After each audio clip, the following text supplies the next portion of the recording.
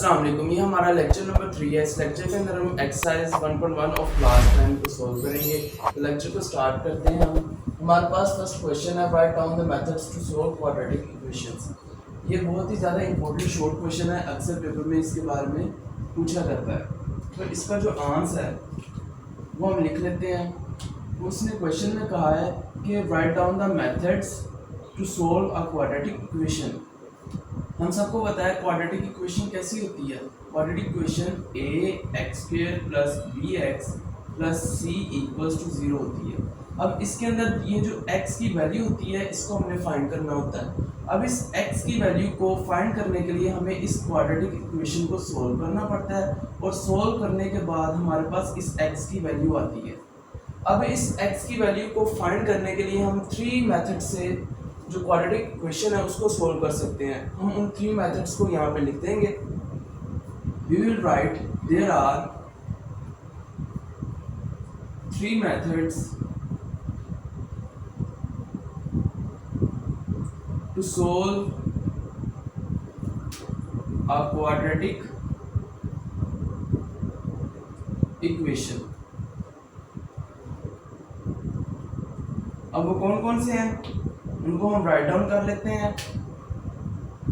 First method is factorisation,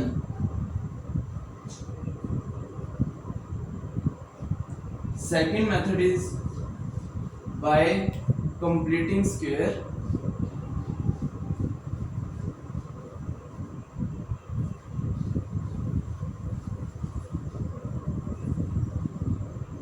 and the third and the last one is by quadratic formula। अब इस chapter के अंदर यानी chapter number 1 के अंदर हम इस क्वाड्रेटिक इक्वेशन को इन तीनों मेथड से सोल्व करेंगे। अब एक्सरसाइज 1.1 का जो क्वेश्चन नंबर 2 है उस क्वेश्चन के अंदर हम जो फैक्टराइजेशन का मेथड है उसको डिस्कस करेंगे। तो क्वेश्चन नंबर 2 को हम स्टार्ट करते हैं। अब क्वेश्चन नंबर 2 के अंदर फैक्टराइजेशन के ज़रिए हमें इस क्वाड्रेटिक इक्वेशन को सोल्व करना है। तो फैक्टराइजेशन का जो मेथड है वो हम छोटी क्लासेस से समझते आ रहे हैं, लेकिन फिर भी मैं आपको एक मरतबा इसका ओवरव्यू दे देता हूँ।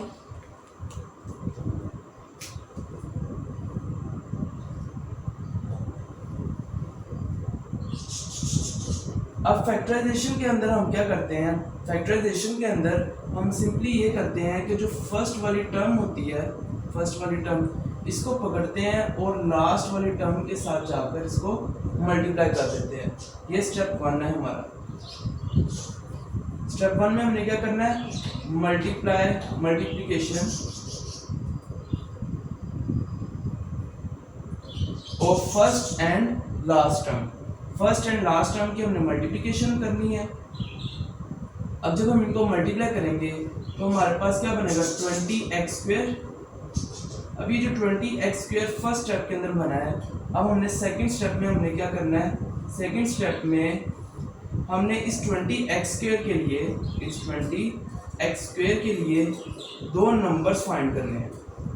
दो नंबर्स फाइंड करने हैं जिनको हम मल्टीप्लाई करवाएं तो हमें दोबारा से 20x² मिले, और एडिशन या सब्ट्रैक्शन जब उन पे परफॉर्म करें, जब एडिशन और सब्ट्रैक्शन उन पे परफॉर्म करें तो हमारे पास ये जो सेंटर वाली वैल्यू है क्वाड्रेटिक इक्वेशन की, यानी कि x फैक्टर वाली या कहने x वेरिएबल वाली जो वैल्यू है वो मिले। यहाँ पे x वेरिएबल वाली वैल्यू क्या है हमारे पास, यहाँ पे हमारे पास -x है।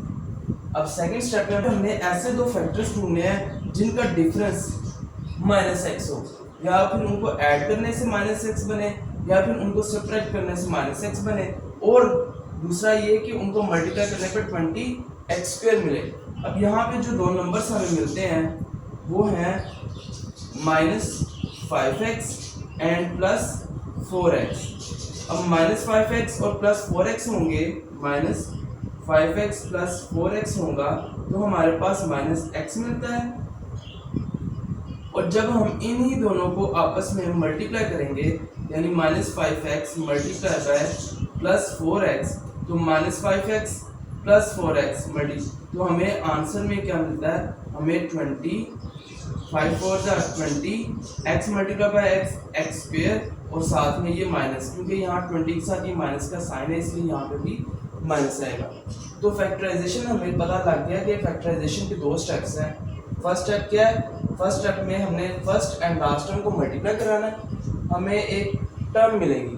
हमने अब उस टर्म के लिए दो फैक्टर्स फाइंड करने हैं जिनको मल्टीप्लाई करें तो दोबारा से वही टर्म मिले जो मल्टीप्लिकेशन में मिली है, और उन दोनों फैक्टर्स को जब ऐड या सब्ट्रैक्ट करें तो हमारे पास ये जो सेंटर वाली वैल्यू है या फिर एक्स वेरिएबल वाली वैल्यू है वो मिले।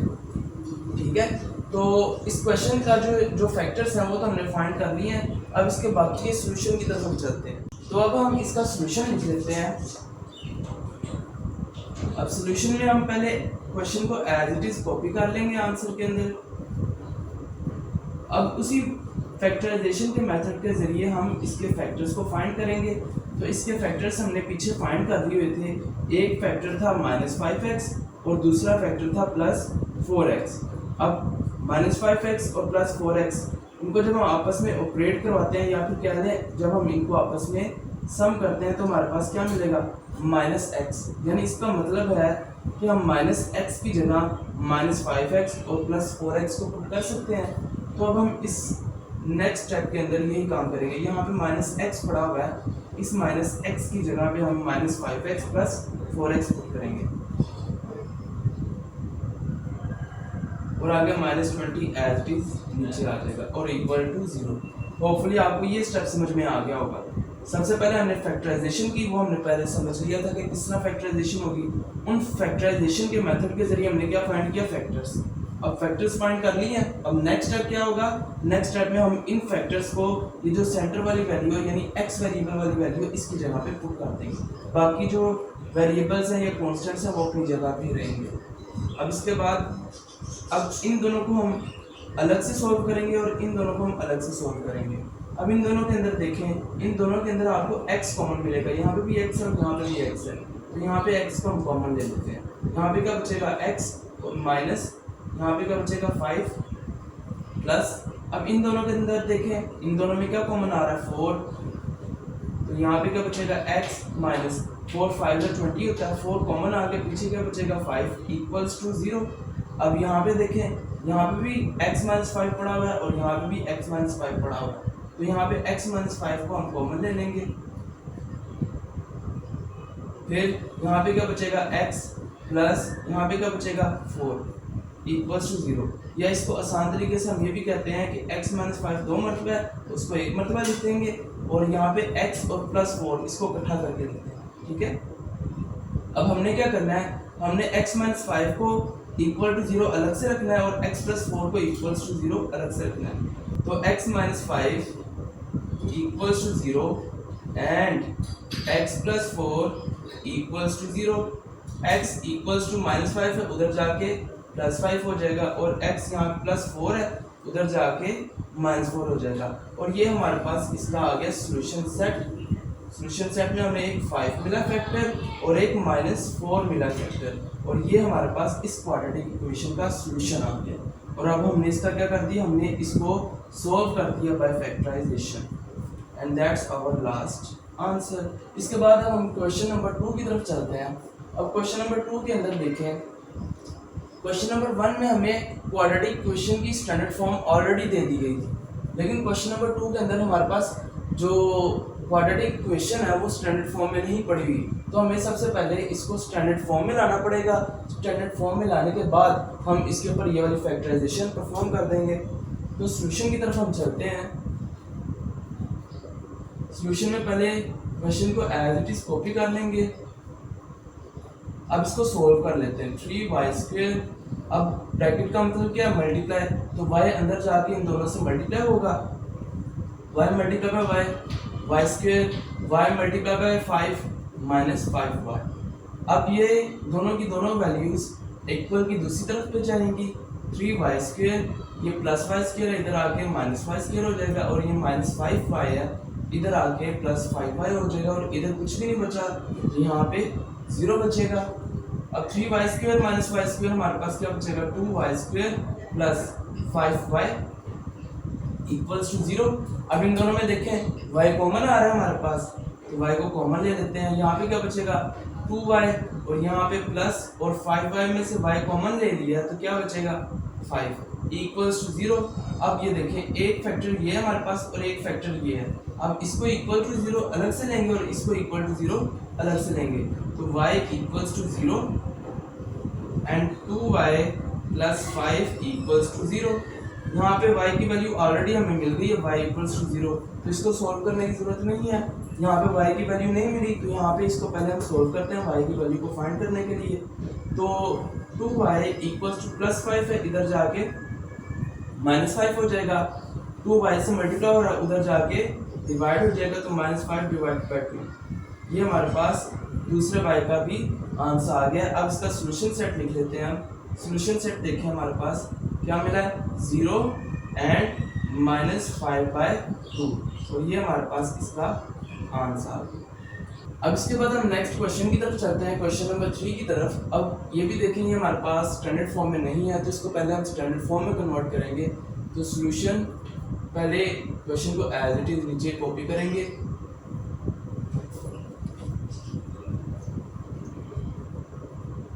अब नेक्स्ट स्टेप में हम क्या करेंगे, हम सिंपली ये करेंगे 17x² को अपनी जगह पे ही रहने देंगे। बाकी के ये जो दोनों टर्म्स हैं इन दोनों टर्म्स को इक्वल की दूसरी तरफ ले जाएंगे तो ये -32x इधर आके +32x हो जाएगा और ये +4 है इधर आके -4 हो जाएगा इक्वल्स टू 0। अब हमने सिंपली क्या करना है, हमने 17x² को पकड़ना है और 4 को पकड़ना है और इनको आपस में मल्टीप्लाई कर देना है। तो 17x² को जब हम 4 से मल्टीप्लाई करते हैं तो हमें मिलता है 68x²। अब हमने 68x² के लिए दो फैक्टर्स फाइंड करने हैं जिनको हम मल्टीप्लाई करें तो 68x² आए और जब हम उनको आपस में प्लस माइनस करें तो रिजल्ट में हमारे पास ये सेंटर वाली वैल्यू जो कि 32x है वो मिलेगी। तो हम उनको फाइंड कर लेते हैं तो वो हमारे पास 17x²। अब ये देखें हमने दो फाइंड करने हैं नंबर्स या फैक्टर्स जिनको मल्टीप्लाई करें तो 68x² है। तो 68x² आता है 34 और 2 को मल्टीप्लाई करने पे, और इसी तरह से अगर 34 में से 2 को माइनस करें तो हमारे पास 32 भी आता है। तो ये 34 जो है इसको हम प्लस का कर देंगे। अब ये हमने प्लस का क्यों करना है और इसको माइनस का क्यों करना है, तो इसका जवाब हमारे पास ये वाली वैल्यू है। इस 30 ये जो दरमियान वाली वैल्यू होगी इसके साथ जो साइन होगा हमने बड़ी वाली वैल्यू के साथ वही साइन लगाना। इस चीज़ का आपने खास ख्याल रखना है कि सेंटर वाली वैल्यू यानी x वेरिएबल वाली वैल्यू के साथ जो साइन होगा हमने यहाँ पे इन दोनों फैक्टर्स में बड़ी वाली वैल्यू के साथ वही साइन लगाना है। तो 34 प्लस का हो जाएगा x और 2x माइनस का हो जाएगा। अब 34x में से 2x को सब्ट्रैक्ट करेंगे तो 32x और 34 के साथ 2x को मल्टीप्लाई करेंगे तो 68x² मिलेगा। तो ये देखें 32x की जगह पे अब क्या आ जाएगा plus 34x minus 2x minus 4 equals to 0। अब इनके अंदर देखें यहाँ पे 17 और x दोनों कॉमन आ रहे हैं, इसमें भी 17x है इसमें भी 17x है। अब 17x इसमें से कॉमन आएगा तो यहाँ पे सिंपली x बचेगा प्लस यहाँ से भी 17x जब कॉमन आएगा 17 कॉमन आया यहाँ पे 2 बच जाएगा और x ऑलरेडी कॉमन आ गया तो कुछ भी नहीं रहेगा इधर x माइनस इसमें देखें 2 कॉमन है तो 2 कॉमन लेंगे। x बाहर माइनस का साइन हो तो अंदर का साइन चेंज हो जाता है, हमें पता है ब्रैकेट के अंदर का साइन चेंज हो जाता है। तो यहाँ पे माइनस माइनस प्लस हो जाएगा और 2 कॉमन आया तो 2 इधर रहेगा इक्वल्स टू 0। अब यहाँ पे देखिए x plus 2 h plus 2 17x minus 2 equals to 0। x plus 2 जो है उसको इक्वल्स टू 0 रखेंगे और 17x माइनस 2 है उसको इक्वल्स टू 0 रखेंगे। यहाँ पे x इक्वल्स टू माइनस 2 आ जाएगा और यहाँ पे x इक्वल्स टू माइनस 2 है इधर आके प्लस 2 और 17x से मल्टीप्लाई हो रहा है तो इधर आके डिवाइड हो जाएगा और ये हमारे पास x का दोनों फैक्टर्स आ गए। अब यहाँ पे सॉल्यूशन सेट लिखेंगे हम -2 एंड 2/17 और ये हमारे पास इसका आंसर। अब इसी तरह से हम क्वेश्चन नंबर 4 की तरफ चलते हैं। तो ये रहा हमारे पास क्वेश्चन नंबर 4। अब हम इसका सोल्यूशन फाइंड कर लेते हैं। अब सोल्यूशन में हम सबसे पहले क्वेश्चन को एज इट इज नीचे कॉपी करके लिखेंगे। अब हम इसको क्या करेंगे, हम इसको क्वाड्रेटिक इक्वेशन की स्टैंडर्ड फॉर्म में लिखेंगे, यानी कि एक्स स्क्वायर माइनस 11x। अभी जो 152 है ये प्लस का इक्वल की साइड पे, दूसरी साइड पे जा रही है माइनस 152 हो जाएगा और इक्वल्स टू 0। अब हमने सिंपली क्या करना है, हमने एक्स स्क्वायर यानी फर्स्ट टर्म एंड माइनस 152 यानी कि लास्ट टर्म, इनको आपस में मल्टीप्लाई करवाना है। जब हम इन दोनों को आपस में मल्टीप्लाई करवाते हैं तो हमें 152 एक्स स्क्वायर मिलता है।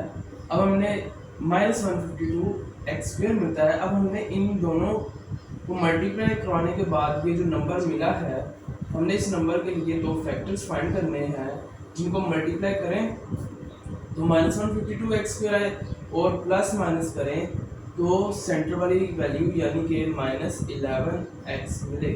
अब अगर हम वो दो फैक्टर्स फाइंड करते हैं तो हमें वो 19 और 8 19x एंड 8x मिलता है। ये जो 19 है इसके साथ माइनस लगा दें तो माइनस 19x और 8x को जब हम आपस में ऐड करते हैं तो हमें माइनस 11x भी मिलता है। तो हमने सिंपली क्या करना है, x square minus 19x plus 8x minus 152 equals to 0। अब इसमें देखें x कॉमन आ रहा है, इसमें देखें 8 कॉमन आ रहा है और 152 में से 8 कॉमन लेंगे तो 19 आएगा, क्योंकि यहाँ पे भी मिलता है 8 को 19 से मल्टीप्लाई करवाए तो 152, तो जब 8 कॉमन आ जाएगा पीछे 19 बचेगा इक्वल्स टू 0। अब x minus 19 x plus 8 equals to 0। अब हम इन दोनों को अलग अलग 0 के इक्वल ले लेते हैं। x equals to 19 and x equals to minus 8 मिल जाएगा और ये हमारे पास इसका क्या आ गया, सोल्यूशन सेट 19 एंड 8 माइनस 8। अब इसके बाद हम क्वेश्चन नंबर 5 की तरफ चलते हैं। पहले क्वेश्चन को एज इट इज कॉपी करेंगे आंसर में।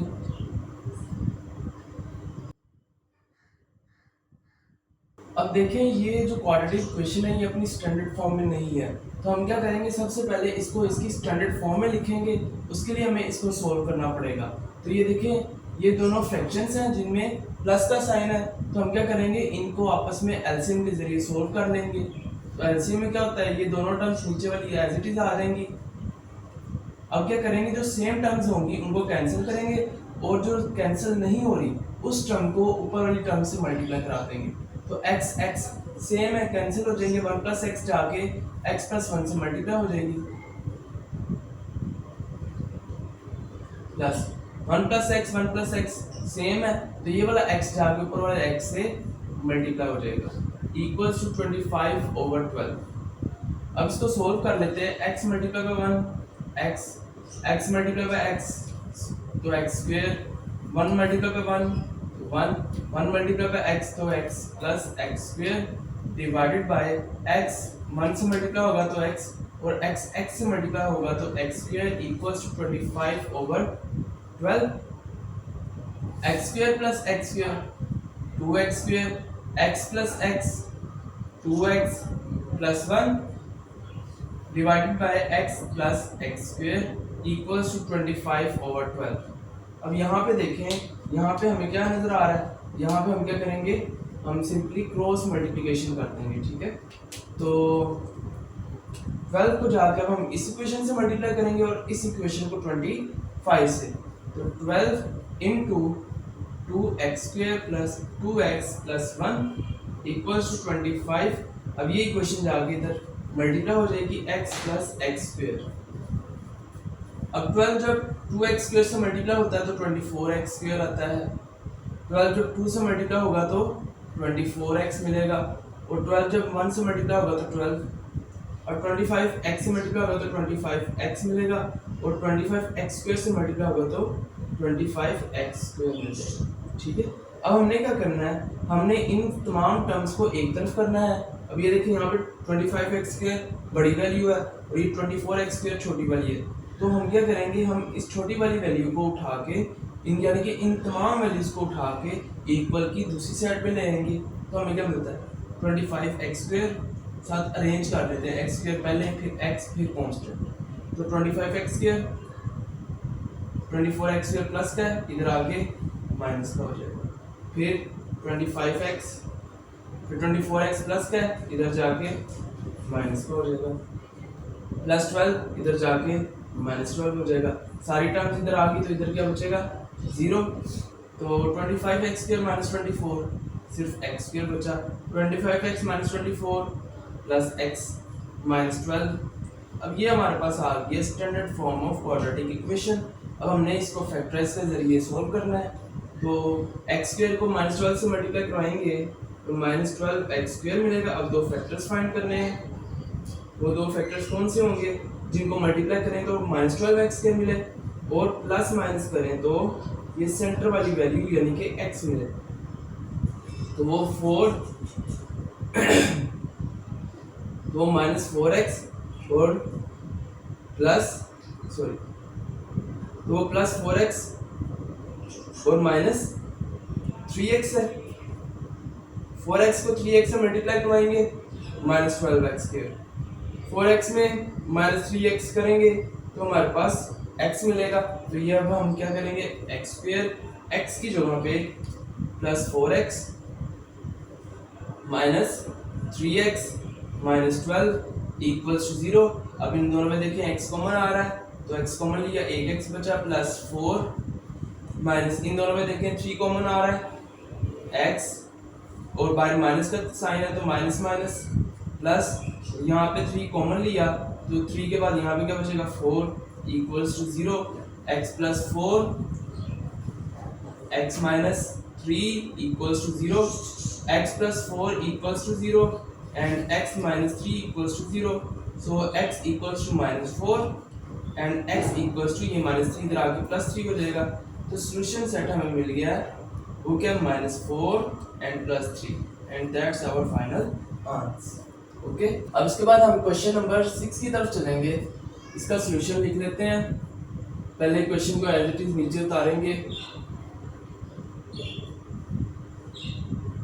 अभी इस क्वाड्रेटिक फॉर्म की स्टैंडर्ड फॉर्म में नहीं है तो हम इसको सोल्व करके स्टैंडर्ड फॉर्म में लाएंगे तो 2 over x minus 9 equals to 1 over x minus 3 minus 1 over x minus 4 2 over x minus 9 equals to LCM लेंगे यहाँ पे x minus 3 x minus 4 x minus 3 cancel x minus 4 जाके 1 से मल्टीप्लाई होगा तो x माइनस 4 ही मिलेगा माइनस यहाँ पे x माइनस 4 से कैंसिल होगा तो x माइनस 3 जाकर 1 से मल्टीप्लाई हो जाएगा तो x माइनस 3 ही मिलेगा तो अब ये 2 over x minus 9 as it is नीचे आ जाएगा और इसको हम सोल्व कर लेते हैं x माइनस 4 ये माइनस अंदर जाएगा तो माइनस x और minus minus plus 3 divided by x x से मल्टीप्लाई होगा तो x² x 4 से मल्टीप्लाई होगा तो minus 4x minus 3x multiply होगा तो माइनस 3x और माइनस 3 माइनस 4 से मल्टीप्लाई होगा तो प्लस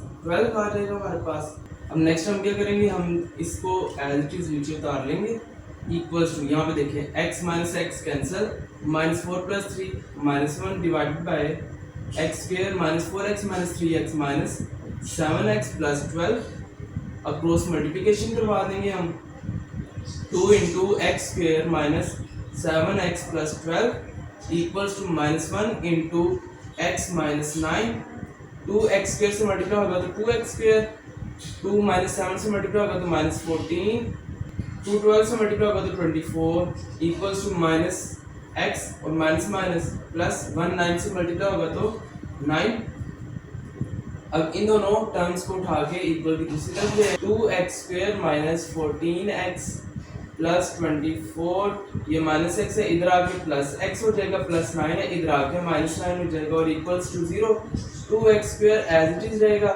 14x और x minus 14x plus x minus 13x 24 और माइनस 9 24 माइनस 9 प्लस 15 मिल जाएगा इक्वल्स टू 0 अब हम इसको फैक्टराइज करना है अब फैक्टराइजेशन में हमें 2x² को 15 से जब मल्टीप्लाई करना है 2x² इंटू 15 तो हमें 30x² मिलता है। अब 30x² के लिए हम दो टर्म्स फाइंड करेंगे या दो फैक्टर्स फाइंड करेंगे जिनको मल्टीप्लाई करें तो 30x² मिले, और जब ऐड अप करें या सब्ट्रैक्ट करें तो हमें इस सेंटर वाली वैल्यू जो कि क्या है -13 ये मिले।